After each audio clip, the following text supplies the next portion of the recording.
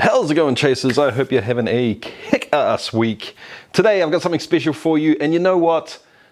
Drop as many basic jokes as you want. You know what? Actually, do it. In the comments right now, I give you full authority to go ham on me with basic jokes. I don't care, because this stuff is freaking delicious. Today we're making pumpkin pie spiced liqueur with real freaking pumpkins, I might add, and delicious by itself, delicious in a hot cocktail, and delicious in a classic cold cocktail.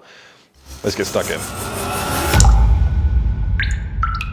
Welcome to Stiller, everyone. I'm Jesse, and this is the channel all about chasing the craft of home distillation and making it a legitimate hobby. All right, guys, here's the deal. We made pumpkin spice liqueur, and it is actually really freaking good. I kind of made it as a little bit of a joke and, you know, Christmas theme type thing. But seeing as I was doing it, I figured I'd try and do it right. And I wanted to make it with real pumpkin. It is drinkable by itself, at 40% no less, with not a whole lot of sugar in it. But I'll tell you what, a little bit of a twist on the old fashioned. Also damn good, but honestly my favorite is this. So this stuff is easy to make. It's made with real pumpkin. It's great for the holiday season, of course. And it only takes 3 to 4 days to macerate, so you've still got plenty of time to get this stuff in for Christmas. All right, guys, let's talk booze. I have 1 liter of alcohol sitting here waiting to be macerated with all our other wonderful ingredients. What are you gonna use? Now, honestly, this is up to you and your personal preference. I'll tell you what I like, and you can either follow me or not. That's entirely up to you. I would suggest using an aged spirit, something that's been on oak, and the reason for that is that it gives it more of a backbone. It's kind of generally a more complex spirit that is more likely to have flavors that go along with those Christmassy spice type things, right? You could use pretty much any whiskey, scotch, if you really wanted to. I would suggest either bourbon or rum, though. If you're going bourbon, probably something that's more of a traditional bourbon, something that is vanilla, cherry, and oak forward. If you're going rum, you've kind of got 2 ends of the spectrum, right? You can go towards the sweeter vanilla and barrel flavored stuff that has a lot more sweet molasses flavor as well. It's approachable, it's easy to drink, and it's sweet. Or you can go the other end of the spectrum and go to something that is sort of crazy estery and pretty full on in terms of all sorts of weird and wonderful flavors being in there. So this is Smith & Cross. Something like rum fire would work as well if you want to go this way. I've decided to sort of split it, so I've gone with 200 mils of this, because that's what happened to be left in the bottle. And I'm not using this because I cherish this stuff, and instead I have used 800 mils of the Buccaneer Bob's rum, which I made quite some time ago. It's not my recipe, but I did make it myself, if that makes sense. If you want to see how I made this stuff, I'll put a card to the Buccaneer Bob's rum up top. So just to tell you exactly what I've got, if you want to follow along with me, I've got 200 mils of the sweeter, you know, more popular or easy to get sort of Caribbean style rum, and I've got 800 mils of the more crazy, like a single pot stilled Jamaican funky estery rum. So we've got our booze, it's time to talk spices next, and because we're making this pumpkin spiced, we've got a pretty set list of things we're going to put in there, and the first thing is cinnamon. So I'm going with 1 small stick of cinnamon. There is a chance that I'm going to have to pull this out earlier than everything else. Just depends sort of how it goes. It might be too much, we'll see how we go. Next is ginger. We want 2 solid slices of ginger, and you may notice that I'm going to use fresh herbs and spices for all of this, and the whole stuff as well. A, because it just tastes better, and B, because I don't want to turn this into like a dust slurry in here that I'm going to have to really strain later on. I'm sort of doing as much as I can to reduce that crap in there. Using the whole stuff helps a whole lot for that, right? Next up we have nutmeg. Another fine example of using the whole thing instead of a small bit. I am going to give it just a little crack, and we do that just to break it up into smaller pieces to give, you know, more access to the spirit to let it go. I'm using a little over half of one of those, and we'll throw this piece in too. Next up is allspice. Once again, of course, we're using the whole stuff, not the powder.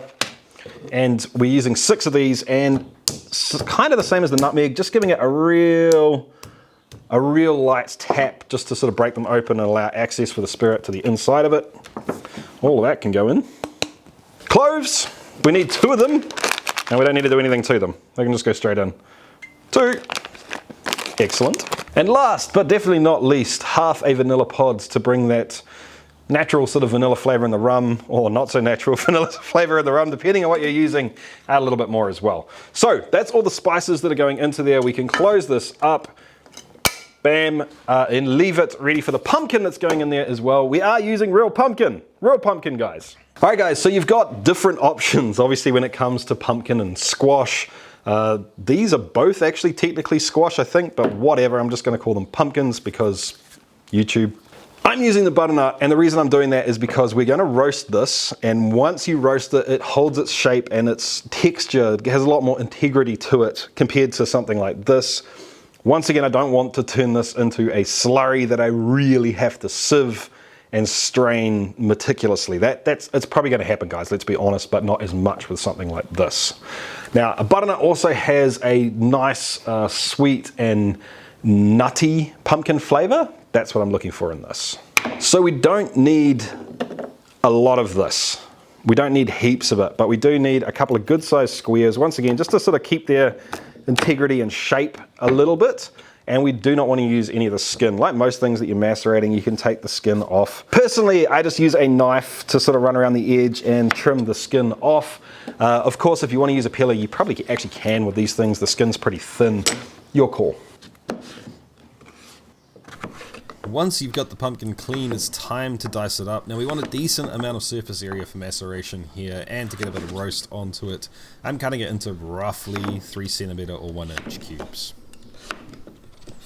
All right, so we've just used the top off the butternut and we've cut it into, relatively small cubes, and that has given me about 10 of these. So if your butternut is a different size, that gives you a bit of a reference to exactly what I've used.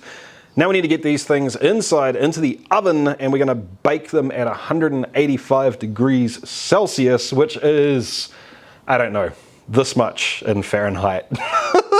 Lightly grease the bottom of a baking dish or oven tray, and then bake for roughly 30 minutes until it's cooked through. It's probably not a horrible idea to give them a stir once or twice during cooking. Once the pumpkin's cooked through, add 3 dessert spoons of maple syrup to the pan, stir it up so the pumpkin's all coated, and pop it back in the oven for 10 minutes. You know you're done when the back of your spoon leaves a track that stays in the maple syrup in the bottom of the pan, and it's just starting to get a little bit of colour on the outside of the pumpkin. After letting this stuff cool down, we are left with roast pumpkin that's still, holding its form and its shape and its integrity relatively well. That is also glazed in delicious maple syrup sort of reduction, I guess you would call it.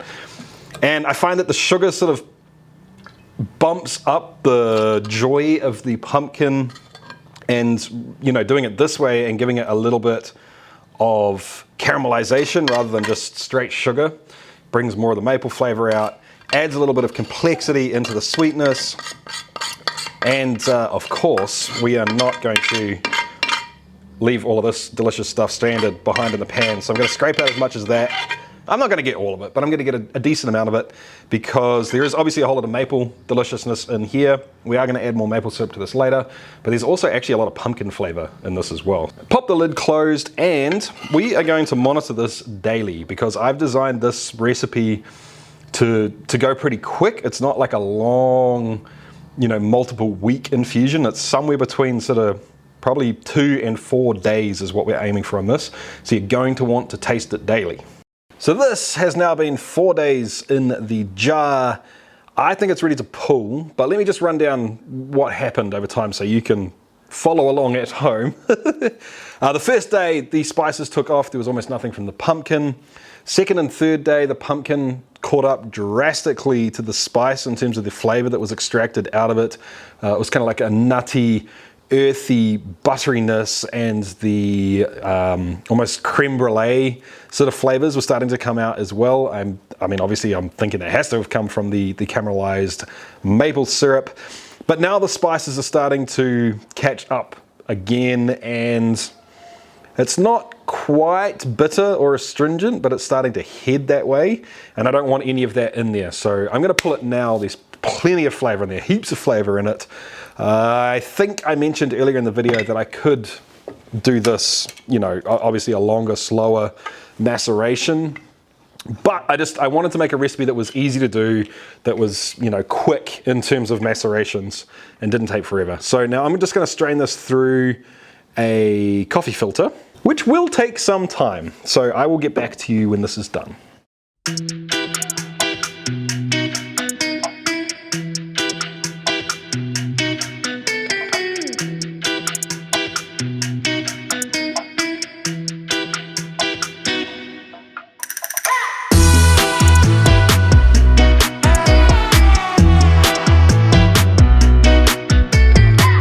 It's all strained out. My solution is at about 56, 57%. Reminder, you cannot use a hydrometer, alcohometer, whatever you're gonna wanna use in this, because there's sugar in it now and that's gonna throw everything out. I know it's at about 56% from what I put in there.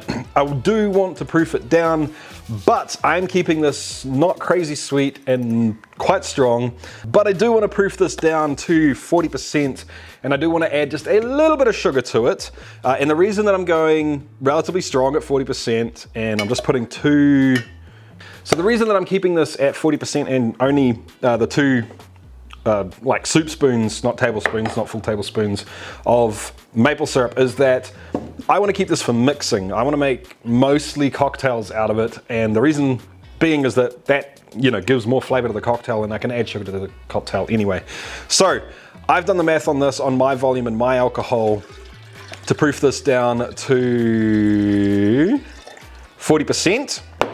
I suggest that you guys jump over onto chasethecraft.com, use the calculators there. There's no, I mean, this was 300 mils if you really want to know, but yours will be a different proof and a different volume, so do the calculations. Don't follow this exactly based on what you're using.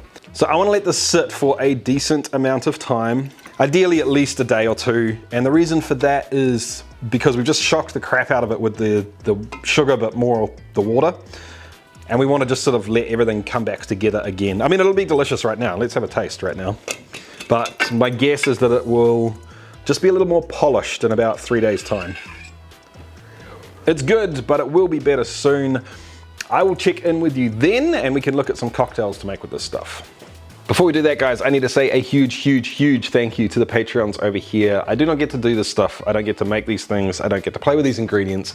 I don't get to share it with you if it isn't for these guys here. So thank you. Thank you, guys. I also need to let you know, guys, that the Chase the Craft pins, these things here, are ready and in the Chase the Craft shop on the website.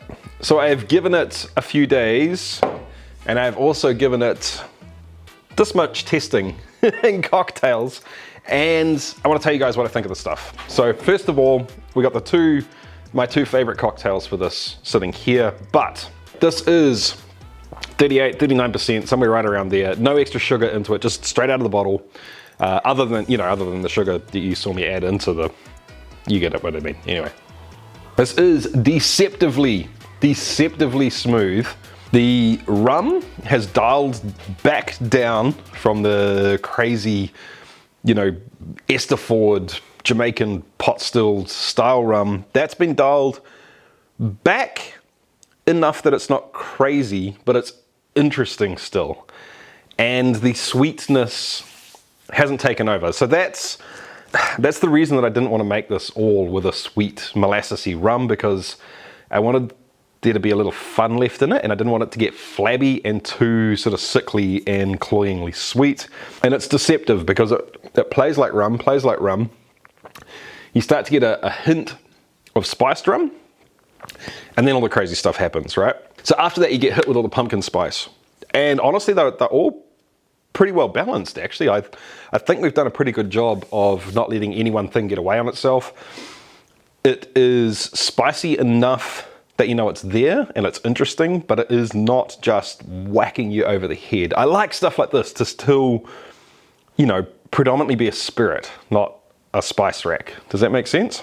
And then the pumpkin comes in and sort of rounds it out, and it's not full on pumpkin-y pumpkin. What it does is it adds a nuttiness a earthy sweetness, almost like a butteriness as well. The pumpkin and the spice is what lingers with you. So by itself, it's not bad at all. It's not the sort of thing that I'd probably drink straight up, but on a hot day, on a day when I felt like drinking some booze with ice in it, especially, I love an old fashioned, and I've tweaked the old fashioned to incorporate this, obviously, and we've gone with a smoky old fashioned. And the reason for that is, once again, you take it, you sip it, it just tastes like a smoked old fashioned. It tastes like a Isla old fashioned, which isn't that popular. If you haven't tried it, I do it. But then as the smoke lingers, the rum comes up underneath it, and then you get the same sort of finish that I was talking about here, which honestly, it's pretty fun. It's pretty fun. But this one, this is my absolute favorite. If I'm going to convince you to make some of this stuff, I'm going to convince you to make it because of this. This is freaking delicious. It's essentially an Irish coffee, but in kind of small cocktail form, I guess. So it's only a small amount of espresso, but I tell you what, the drinking experience is insane because the booze kind of sits under the cream sits on top, the coffee underneath. So when you drink it, you kind of get it in the reverse order. The cream goes into your mouth first, coats it, it's pillowy, voluptuous, silky. Some of the cream's melted, some of the cream's not, so you get interesting sort of different textures going on there. You get some of the nutmeg, and then the booze slides in underneath that, gives you a punch, and then it gets cleaned up with the coffee at the end. And it's warm still. I'm not serving them steaming hot. I am serving them warm, and they are absolutely freaking delicious. God damn, it's like 12 o'clock at night and I'm knocking back alcohol and coffee and I need to be at work tomorrow. Excellent. I know it's going to be one of those things that people call novelty on, and honestly it is. Like I said, I wouldn't drink this all year round, but it's fun to have it around for the holidays, guys. It's fun to make something, especially like this, that you wouldn't, I'm not going to drink this on a regular basis, but man. So that's it for me, guys. Me and this little guy here, and let's face it, this little guy here. We need to go say goodnight to each other, but I'll catch you guys next time. But anyway, guys, if you did like the video, make sure you give it a thumbs up. That helps me heaps. Drop a comment in the comment section down below. And of course, hit the subscribe button so I can catch you next time. Until next time, guys, keep on chasing the craft. See ya.